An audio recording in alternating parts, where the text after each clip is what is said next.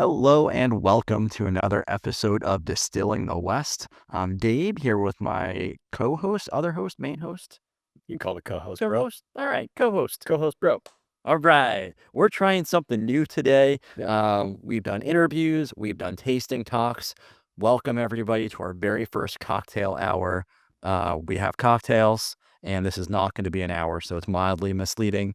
I think that's all right. Yeah, it kind of refers to the time of the day. You come home, slide in to home base from coming home from work, and make yourself up a little cocktail. Yeah, yeah. And actually, I was talking to a friend just last night, and while they don't do a cocktail, they figure they're adults. They do a shot when they get home from work sometimes, especially after a long week. I thought that was a fun little couple idea. Shot of tequila when you get home from work. Yeah.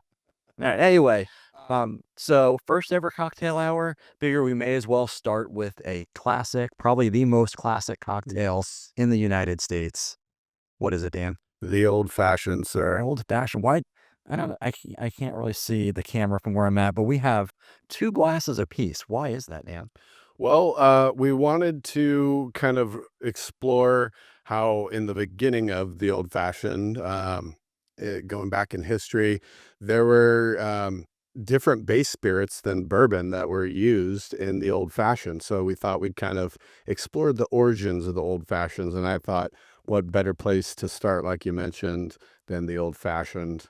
Yeah. So, you are way more of a history buff than I am, so I know the basics of the story. Yeah. We started in what, 1800, Yeah, this is 1806? early 1800s, and that's when the first quote unquote cocktails were being made. And some people say that the old fashioned, and not how we know it today, but in its original form, was the first cocktail. And I want to interrupt. okay. Newspaper article, 1806, described a cocktail as a spirit, a splash of water, some sugar, and some bitter. So Yeah. that sure as heck sounds like an old fashioned to me. Yeah, and they would use all different kinds of base spirits, whether it's absinthe, gin, stuff that you wouldn't really consider a quote unquote old fashioned these days. But yeah, that's kind of the main basis of it is the sugar component, the bitters, and today we're using all the bitter out of Chico. Cheers. And To then, you, Ian. yeah, cheers to Ian, and a little splash of water, and then your base spirit, somewhere around ounce and a half to 2 ounces if you want to double. I usually go with that, and yeah, so it kind of started in the early 1800s, and then the old fashioned, kind of a little bit more of what we know it today, started to form around the mid 1800s. Okay. Yeah, and let's see, out of Louisville, Kentucky, that are the claim to fame on the traditional old fashioned using, back then, rye was way more popular than bourbon. And then eventually bourbon came on the scene and kind of became the staple. But right in the early formation of it, so we do have two poured up, like Dave said, and this one's a brandy base old fashioned, and then the other one, Old fashioned. yeah, we did the rye old fashioned to kind of harken back to the early times of old fashioned. But most people are familiar with bourbon as the base for an old fashioned. So I'm gonna tangent here to the brandy old fashioned story. So we actually learned of the brandy old fashioned while we were interviewing the folks at EJ Gallo. So that's actually what we're gonna use today is the Argonaut out here saloon strength. But the drink we're having now is very different than the brandy old fashioned I had on a recent trip. I went to perhaps the home of or mecca of the brandy old fashioned, the lovely state of Wisconsin, where their old fashions looked absolutely nothing like what we're drinking today. Yeah. So what I had there was, I mean, it was a spirit, it was brandy and muddled fruits at the bottom if you wanted it. And then you could order them sweet or sour. So they were either mixed with Sprite or squirts. For those of you who don't know what squirt is, it's like a grapefruity kind of soda Yeah. and filled with ice. And then you can have I don't know, there's a whole ton of garnish options. We were joking, it's like the charcuterie board of old fashions, right? Just so many different options. And I think my favorite topper I had on it was a pickled mushroom. It's my first time ever having a pickled mushroom, and it was in a cocktail or on a cocktail. But that's not what we're doing today. Yeah, personally, I consider that a municipal code violation, but Municipality there. All right. So with that, I suck at making cocktails. I don't know why. Whenever I make an old fashioned, I feel like I just don't get the ratios quite right, or maybe it's just I don't have the love of the game, and you can taste that in the spirit or in the cocktail. So you made these old fashions for us. I want to try the rye one because I haven't sipped on any of these yet. yeah. What rye are we using here, Dan? We are using the Bolt bottled and bond, 100% rye. They're out of Arcata, California. I think they were like our second interview. Like so. And yeah, Amy's great. Um, shout out to her. Love everything she's doing. I like this rye a lot. It's a little bit on the sweeter side, but that's great. And in my old fashions, when I'm making them, I like a spirit forward old fashioned. I think that's kind of why I don't really trend towards using too much sweetener, or like when I start hearing about people muddling oranges and fruits and stuff like that, I don't love that. I know, drink it how you like it, but really I kind of have a template of just like a bar spoon at most of either simple syrup or maple syrup, and then a little splash of water. I kind of feel like that helps it all round out together. Mm-hmm. And then I usually do 2 ounces of a bourbon or a rye in mine. Go with the rye if you want it to be even more spirit forward, a little bit more spicy. And then, of course, I like a nice big king cube in there. It doesn't melt as fast, so you're kind of getting it all coming together with the spirit. It's not getting too watered down too quick. And then, of course, you want a nice orange peel. And don't shave off your finger while you're doing it. Um, Yeah, so cocktail safety is important. yes. We did have an injury in the kitchen mere minutes ago. Dan sliced off half of his hand, I think, Hmm. while using the peeler. So Grave remember, bodily injury. yes, always keep the digits away from the blade, Yeah. cut away from the body if at all possible, and yeah, watch those digits. Now, I did notice there's something just off camera Hmm. and not in my glass. What could that possibly be that might be missing from an old fashioned? Okay, I do have to say, oh, let me get the label right. I do like a Luxardo cherry in there, not a maraschino cherry, nothing like that. It's too cloyingly sweet. Yeah, God damn, these things are expensive, I but know. they're freaking delicious. And I have to say, I'll have one on my first one. Like if I'm going to have more than one, I'll have it. It's a nice special little treat. Yeah, it is. It adds a nice little flavor there. And for those of you at home who can take hints a little better than my co-host here, when someone says they see something off camera that should be in their glass, it should be in their glass. Oh, you want? Yeah, I want to try it. You're gonna have to fish it out of there with your Oh, phone. that's all right. Never mind. We don't have any tool. All right. Food safety. Okay, you're right. You're right. All right. So we have tried the classic rye old fashioned. Yeah, Um, you get that rye kick, a little bit of spiciness, definitely spirit forward. The brandy old fashioned, while made the exact same way, the spirit is very, very different. So you're gonna get a very, very different experience. yeah, So I'm gonna switch to my other glass yes, to try the brandy old fashioned here. And again, this is made with the Argonaut Saloon Strength at yeah. DJ Gallo. And I went with the saloon strength again for the proof on it. For a brandy, it's a little bit higher proof. It's 92 proof, I believe.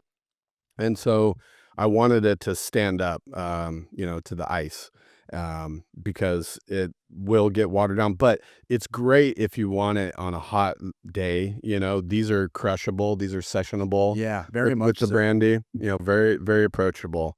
Yeah, you almost get that fruity wine kick to it. It's like we have the muddled fruits in there without actually having a maraschino cherry in the glass. Yeah, and then I almost went with it, but it can be controversial. Yeah, yeah. With all the bitter, I do, and you can the orange label obviously is an orange bitter, and then the other one is an aromatic bitter, which is, gosh, I'm blanking on the traditional Like bitter. Angostura? Angostura, thank you very Yes.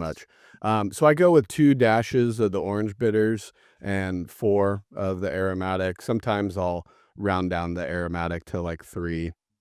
They also make a beautiful, black walnut and fig bitter, Mhm. and I that's probably my favorite old fashioned by far and away is I still do the 2 of the orange, and then I come in with 3 of their black walnut, fig bitters, and to me, that just makes an absolute delicious old fashioned. Yeah, we've actually got a buddy who did like a cocktail off, I guess is what you'd call it, and they had a little contest. I think it was like 6 or 7 of them, and that black walnut, it was basically a black walnut old fashioned, just won hands down. Yeah. So, I mean, I guess back to the history on the old fashioned, it was right about the mid 1800s up until pre prohibition, where it could be a bunch of different spirits, but then up until prohibition, it became more solid that you'd either have a rye or a bourbon in your old fashioned. And then it's credited to James E. Pepper. In Okay. fact, there's a whiskey label of the James E. Pepper distillery that they revived. And, like with most history around cocktails and stuff like that, there's, differing stories of which Of one's course. the correct one. But the story goes that James E. Pepper introduced it to the Waldorf Astoria Hotel in New York, which, if I'm not mistaken, they have quite a few old school cocktails that are attributed as kind of finding their fame at the Waldorf Astoria. Yeah, there's actually, I believe a Waldorf Astoria cocktail book that is world famous. Um, I've held copies of it before, but never actually, never pulled the trigger and finding one myself. Yeah, Maybe I should.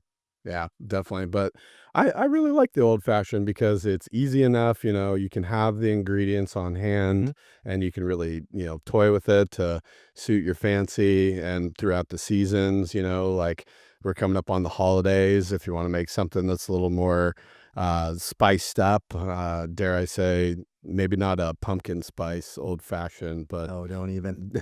Don't even. but, you could have like a cinnamon stick and Mm. torch the end of the cinnamon stick and, swirl it around or, you can have a bunch of different variations. Yeah, and so I gotta say, comparing the 2 back and forth, I've always been a classic old-fashioned guy. A lot of times when I go out, that's the drink I get. Yeah. But this brandy old fashioned, it's very, very good. Yeah. I could easily see ordering this out, when I'm out and about, and I don't want necessarily that stronger whiskey vibe, and I'm just looking for something a little more mellow. Yeah.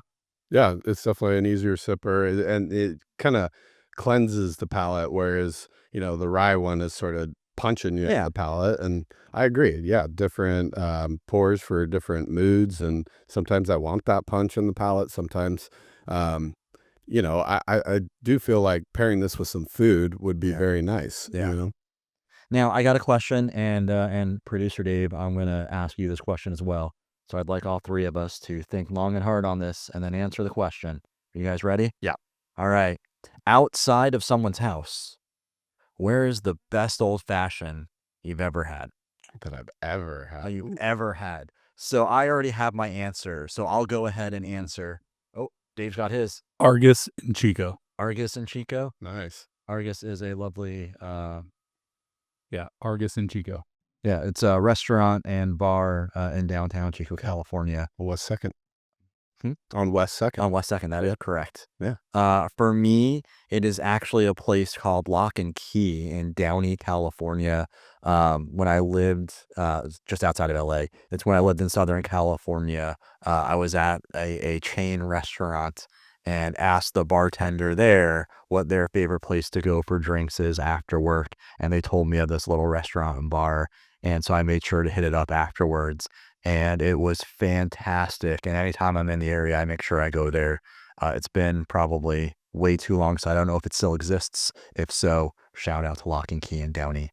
Yeah. All right, Dan, how about you? That's a solid move when you're traveling and Oh, yeah. go to a bar, ask where the bartenders like to go Yep, drink. Yeah, exactly. totally solid move. Well, I am not as traveled as you are, sir. Oh, that's bad. So let's see. If I do want a rye old fashioned, I have to say B Street in Chico does a wonderful Rittenhouse rye Yep. old fashioned. I think that goes really well. Yeah. Let's see. I don't know. My own kitchen, man. I like to be the master of my own destiny. Outside of a You house. did. Dang I it. said outside of a house. Otherwise, Okay. my Well, neighbor happens to be a yeah. former bartender, so he makes Yeah. pretty mean old fashioned too. He does with his blackstrap molasses bitters that he loves so much. Yep. Yeah. Let's see. I don't know. I have had some good ones as I have traveled, but honestly, I feel like I get worse old fashions when I travel because you're kind of subject to Yeah. whatever the local place is. But Whim of the maker. yeah, I don't know. Go into the city and then you probably get a better deal. But All right. yeah, no, B Street. B Street. It was great. It was super solid. Like So that. shout out to our local Chico bartenders. You're doing fantastic work. Argus, B Street. Oh, and Roselle. Yeah. They make their old fashions with Elijah Craig They do. barrel proof. Now, I love a high proof whiskey Yeah. in my old fashions, and that isn't a cheap bottle. So shout out to them. I think that's a great old fashioned as well. And if we're talking local craft spirits in your cocktails, which I don't know, I am iffy on using something, I don't know, like this Humboldt rye. It's so good on its own. I hate to mix it in cocktails personally. I feel like I don't know, it's just too good for that. Right. But again, this is a delicious cocktail. So when I'm not using something like this, for me personally, I like Woodford in my old fashioned. Okay. I think that's my go-to is a Woodford bourbon old fashioned. That makes a solid Yeah. drink. I do have to say I like going for something that's like bottled and bond at about 100%. Mhm. Maybe even up a little higher 100%. or 100 Oh. proof. Sorry. Sorry, had to do it. Nope, you caught me. You're right. Got me. No, but I do like the bottle and bond 100 proof. That's a great place to start when you're building your old fashioned for sure. And with that, I think that's a great place to finish. I think so. So, yeah, thank you guys for joining us. This has been fun. Let us know if you think this is something we should continue. We're gonna do it anyway, but we'd love to get your feedback too. And you know what? If this has inspired you to make an old fashioned, we would love it if you tagged us on our social medias at the Distilling the West with a picture of your old fashioned. If you have a unique recipe, throw that in there too. We'd love to hear from you. Yeah. You know what? We gotta do our signature. Cheers, Everybody.